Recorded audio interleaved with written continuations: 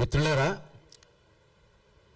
ఈ బాలాజీ నాయకు తర్వాత రామావతు మధు నాయకు వాళ్ళు ఎవరు కాదు, మా ఊరిలో వాళ్ళు. మాది నల్లగొండ జిల్లా పెద్ద అడిసెర్లపల్లి మండలం మల్లాపురం ఒత్తిపట్ల పలుగుతండాకు చెందిన వీళ్ళు బాలాజీ నాయకు స్టార్టింగ్లో ఐస్ క్రీమ్ పార్లర్ పెట్టిండు నల్గొండ దగ్గర. వాళ్ళ ఫాదర్ వచ్చేసి ఆటో డ్రైవర్ ఉండే, ప్యాగ ఆటో డ్రైవర్ నడిపేది ఒత్తిపట్ల నుంచి మల్లిపల్లి వరకు. ఆ ఐస్ క్రీమ్ పార్లర్ నుంచి జనాల దగ్గర వడ్డీకి డబ్బులు తీసుకొని ఈ విధంగా ఆయన మోసం చేసిండు. 6 నెలల క్రితం ఇది హంగామా జరిగింది నల్గొండ జిల్లాలో. నల్గొండ పోలీసులు బాలాజీ నాయక్ని అరెస్ట్ చేసిండు, ఈ రామావత్ మధు నాయక్ని కూడా అరెస్ట్ చేసిండు.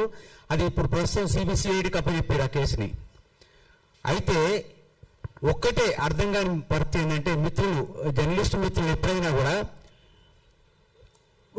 ఒక ఫిర్యాదు మనకు వచ్చినప్పుడు అందులో వాస్తవం ఎంత అని తెలుసుకోవాలి. కానీ కొంతమంది మిత్రులు దాన్ని ఒకవైపు మాత్రమే చూపించారు, కానీ ఇంకోవైపు చూపించలేదు. మంగళి మీద ఆరోపణ వచ్చిందని ఆరోపణని దాన్ని బాగా డ్రోల్ చేసిండు. కానీ అసలు మంగళి పాత్ర ఎంత ఉందనేది ఎవ్వరు కూడా గుర్తుపట్టలేదు, తెలుసుకోలేదు. ఇక్కడ జరిగేది ఏంటంటే, ఎవరైనా కూడా ఇప్పుడు కేసీఆర్ ఉన్నారండి, కేసీఆర్ పేరు చెప్పి నేను పోతే డబ్బులు ఇస్తారండి?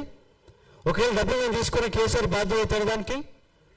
ఇప్పుడు రేవంత్ రెడ్డి గారు నాకు ఫ్రెండ్, రేవంత్ రెడ్డి గారి పేరు చెప్పి నేను పోతే నాకు డబ్బులు ఇస్తే రేవంత్ రెడ్డి గారు బాధ్యత అవుతాడా? ఇప్పుడు వాళ్ళు మంగళి ఒక పేరున్న వ్యక్తి, సెలబ్రిటీ.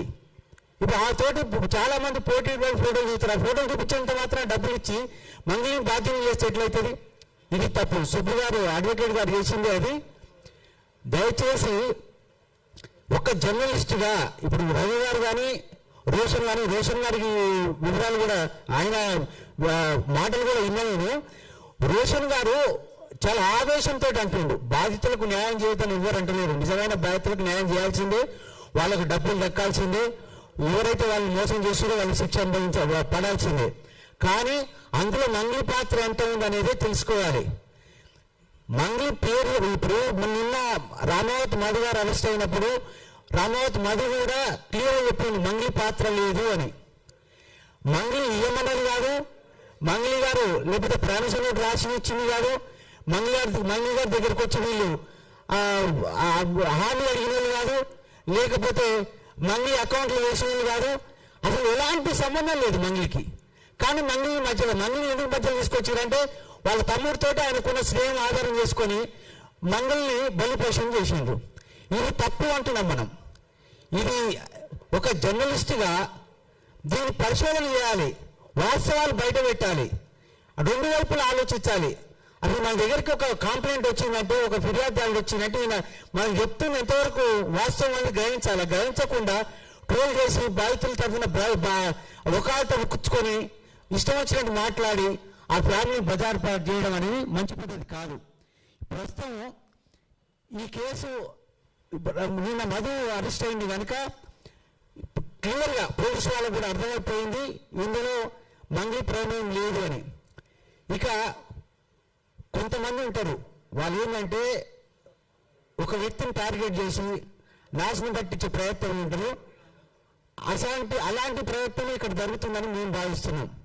ఎందుకంటే గిరిజన బిడ్డ అట్టడుగు వర్గాల నుంచి ఇప్పుడిప్పుడు ఎదుగుతున్న జాతి ఇది. అట్టడుగు వర్గాల నుంచి ఇప్పుడే ఎదుగుతున్న జాతి ఇది. ఆ జాతిని ఎదగకుండా కుట్ర పండుతున్న పన్నాగమే ఇది. దాన్ని కొంతమందిని పెట్టేసి ఈ మంగళిని ఎట్టి పరిస్థితుల్లో తప్పించాలి, ఎదుగుతున్న వృక్షాన్ని కొట్టేయాలన్నట్టుగా ఎదుగుతున్న మంగళిని కూడా అట్టడుగు సాగి గుంజుకురావాలనే ప్రయత్నమే తప్ప ఇంకోటి కాదు ఇది.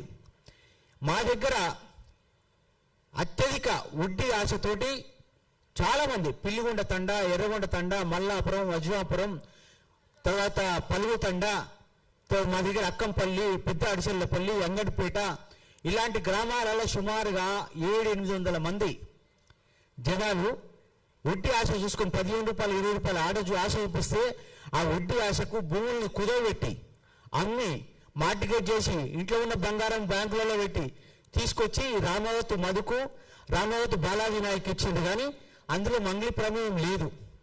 వాస్తవానికి మంగళి ప్రమేయం నిన్నమని వస్తుంది. మంగళి ప్రమేయం అసలు లేదు, మంగళి ఎవరో కూడా తెలియదు మా వాళ్ళకు. కానీ ఈ మంగళి తమ్ముడు శివ యొక్క దోస్తానని ఆసరా చేసుకొని వాళ్ళకి పరిచయాలు ఉండొచ్చు. పరిచయాలు ఎవరుకున్నామని అందరికుంటే పరిచయాలు, ఆ పరిచయాన్ని ఆసరా చేసుకొని మంగళిని లాగితే అంతో ఇంతో గుంజొత్తనే ఉద్దేశంతో ఈ ప్రయత్నం జరిగిందనేది మా భావన. దయచేసి ఇలాంటి ట్రోలింగ్ ఆపండి. ఒకవేళ నిజంగా మంగళి ప్రమేయం ఉంటే ఆ ప్రమేయం ఏముంది, సాక్ష్యాలు ఏమున్నాయి, మంగళి అకౌంట్కి ఏమైనా అమౌంట్ పోయిందా, లేకపోతే మంగళి హామీ పత్రం రాసిచ్చిందా, లేకపోతే మంగళి ఏమన్నా ఇవ్వమని చెప్పిందా? ఫోన్ సంభాషణ ఉంటుంది కదా, ఇవాళ కోర్టులలో ఫోన్ సంభాషణ కూడా నడుస్తుంది. అది ఏమనంటే బయట పెట్టి ఆమె మీద యాక్షన్ తీసుకుంటే బాగుంటుంది. కానీ ఇప్పుడు ఆళ్ళలేదు సూళ్ళలేదు కొడుకుపోడు సోమలింగం అని మంగళిని తెర మీద తీసుకొచ్చి మంగళి ఫ్యామిలీని బదనాం చేయడం, వాళ్ళ కుటుంబాన్ని బజారు పాలు చేయడం అనేది మంచి పద్ధతి కాదు. దయచేసి కొంతమంది అంటే ఇద్దరు మీడియా మిత్రులు మరి రేటింగ్ కోసమా లేకపోతే పాపులారిటీ కోసమా తెలియదు, కానీ ఒకసారి పాపులారిటీ వచ్చింది. అది బీఆర్ఎస్ హయాంలా సూర్యాపేటలో జరిగిన ఇన్సిడెంట్తో పాపులారిటీ వచ్చింది. సరే నువ్వు ఆ విధంగా కొనసాగుతున్నావు, కానీ ఈ తప్పుదో పోయి పాపులారిటీ సంపాదించుకుందామంటే అది ఎప్పటికీ ఉండదు. అది కొన్ని రోజులు మాత్రమే. స్టాండర్డ్ ఉండాలంటే నిజాన్ని నిర్భయంగా బయటపెట్టు. అబద్ధాలు ఎన్ని రోజులు ప్రచారం చేస్తాం, ప్రచారం చేయలేం, అది నిలకడ కూడా ఉండదు. అందుకని దయచేసి ఇలాంటి ప్రయత్నాలు మానుకోవాలని విజ్ఞప్తి చేస్తున్నాం. రెండోది, ఎవరైతే అప్పులు ఇచ్చిన బాధితులకు న్యాయం జరగాలంటే అప్పులు తీసుకున్న వాళ్ళని నిజంగా శిక్షించండి, వాళ్ళని బంధించండి, వాళ్ళకు శిక్ష పడేటట్టు చేయండి, వాళ్ళ నుంచి డబ్బులు వసూలు చేసి ఇవ్వండి. ఎవరు మంగళి అడ్డు చెప్పరు, లేకపోతే గిరిజన సమాజంలో ఎవరు ఎక్కడ అడ్డు చెప్పరు, మీకు అండగా ఉంటారు. ఈ అవకాశం ఇచ్చిన మీ అందరికీ ధన్యవాదాలు.